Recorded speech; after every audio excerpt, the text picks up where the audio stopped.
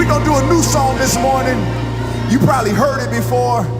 Young man by the name of Kirk Franklin in Maverick City, they did this song. It's called Bless Me. Now I know I'm not Kirk Franklin. Y'all give it up. Please bless me. Bless me, bless me, bless me, God, in you.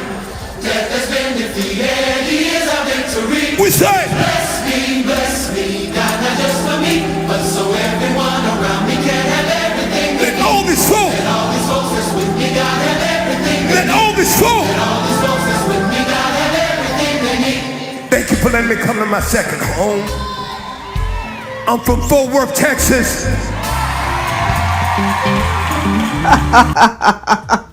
All right, Kirk Franklin. Well, I'm glad to hear that you and Bishop are neighbors in Fort Worth, Texas. But the question is, does Cora Jakes' husband, Brandon Coleman, have everything he needs? Yeah, that should be the question down there in Fort Worth. Instead, it's pure D crickets. Hi there, I'm Professor Blackmore, and welcome back to my channel and to my series entitled Potter's House Pedophiles. And I'm coming back to you today to talk to you about the case entitled State of Texas versus Richard Brandon Coleman. And I will be looking closer at some of the odd and, in my opinion, very strange occurrences in this case.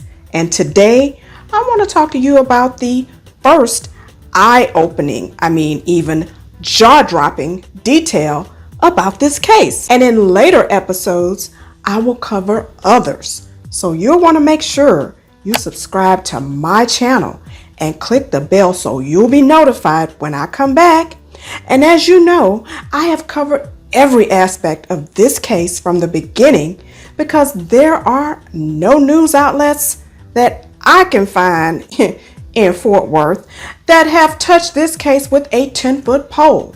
So if you want to get caught up on all of the facts that I have provided directly from the criminal court file or pertinent to this criminal court indictment surrounding the current charges against Richard Brandon Coleman, the husband of Cora Jakes Coleman, aka the daughter of Bishop BishopTDJakes of the Potter's House Church, allegedly, please watch all of my prior podcast episodes in this series. And before I go any further, I just want to address this photo Bishop posted on his Instagram page. And I just want to ask you if this makes any sense.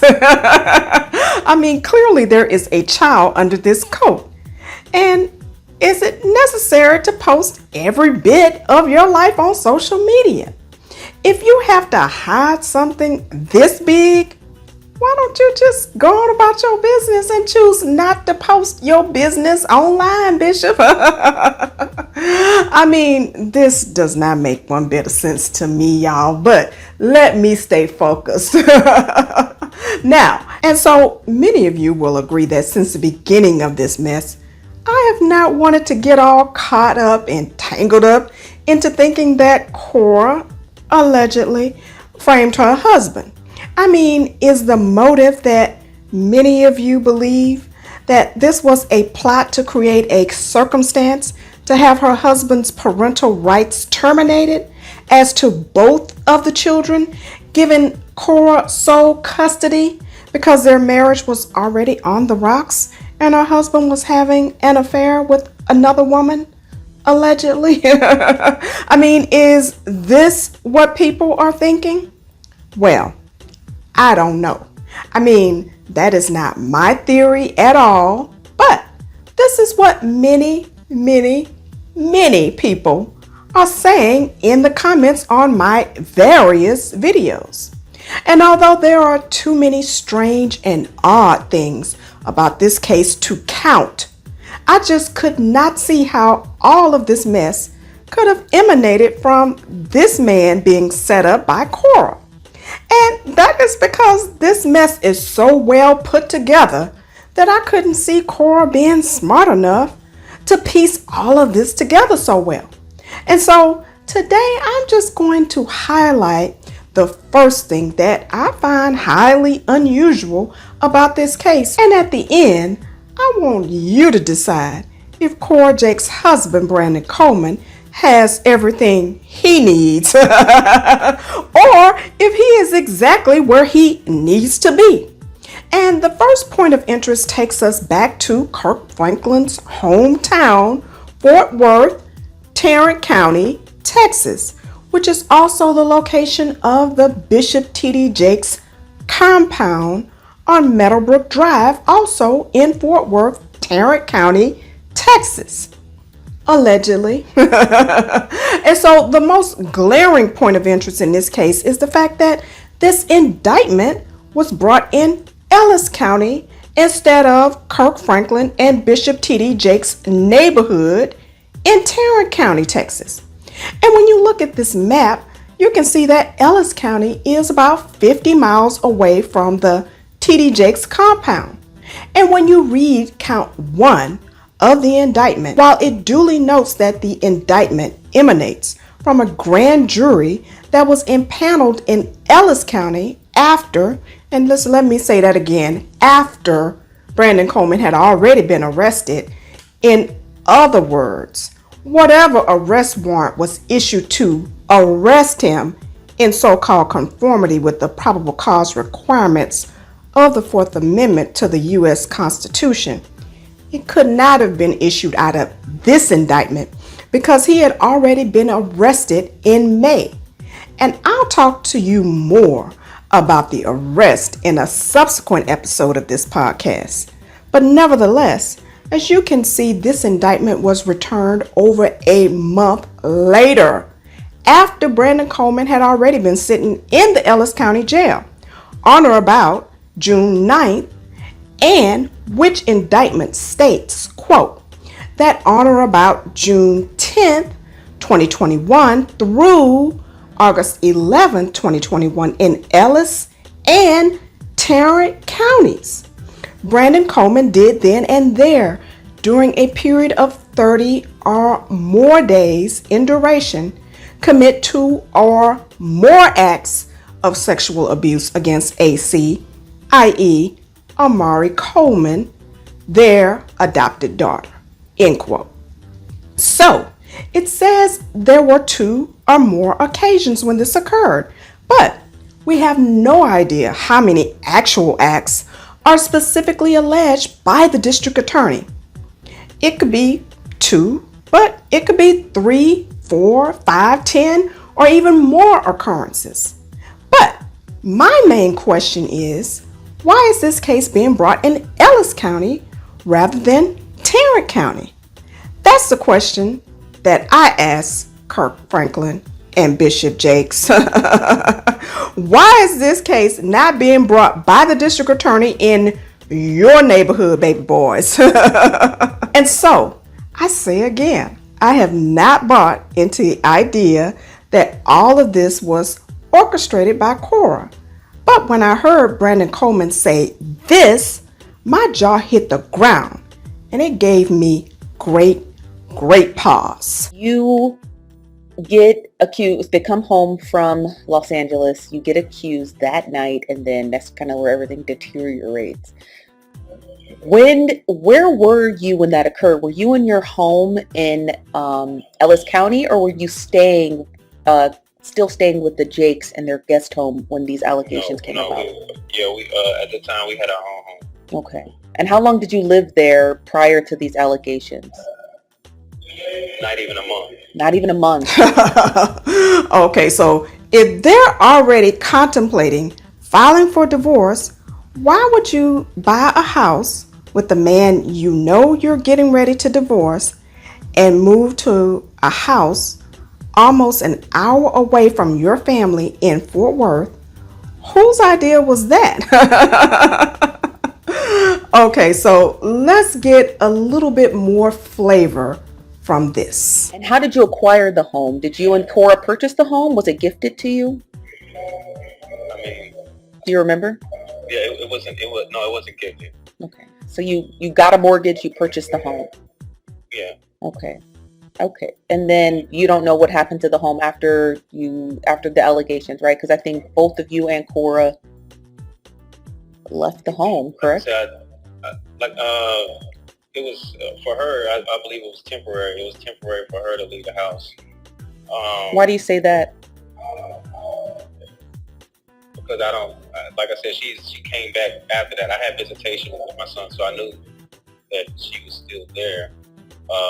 They left that night for some time and came back. I left. The reason that I'm even in here was because she called, made a call. So I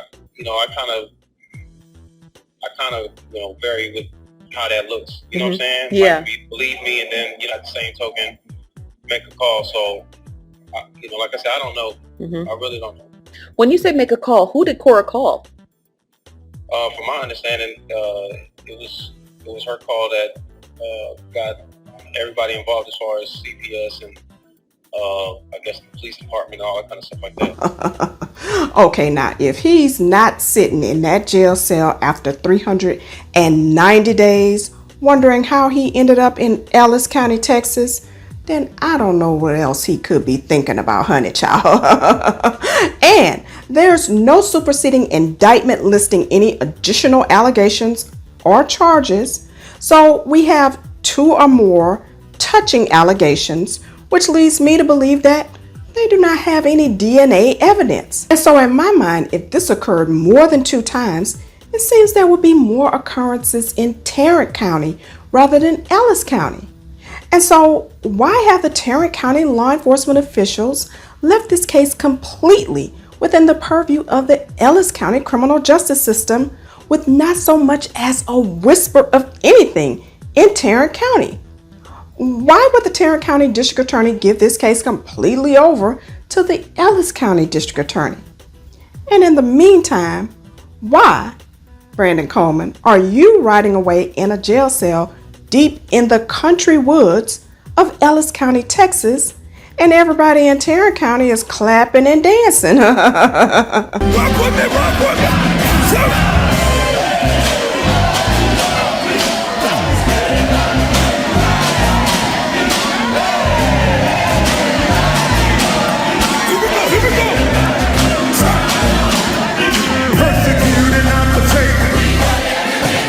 Criticize but never bend, because God's a promise keeper.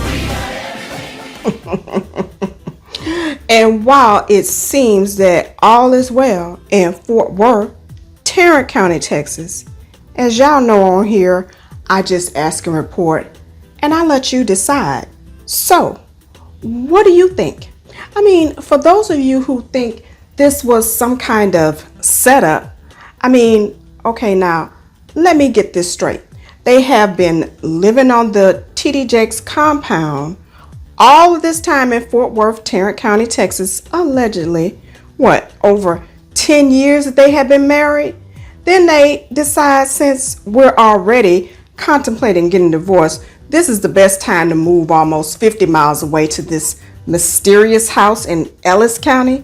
And they don't even live there for 30 days before Sister Cora decides that she's going to call the authorities and report this while she's at the home in Ellis County, when she could have just saved a lot of time and money by making a call from the TDJakes compound.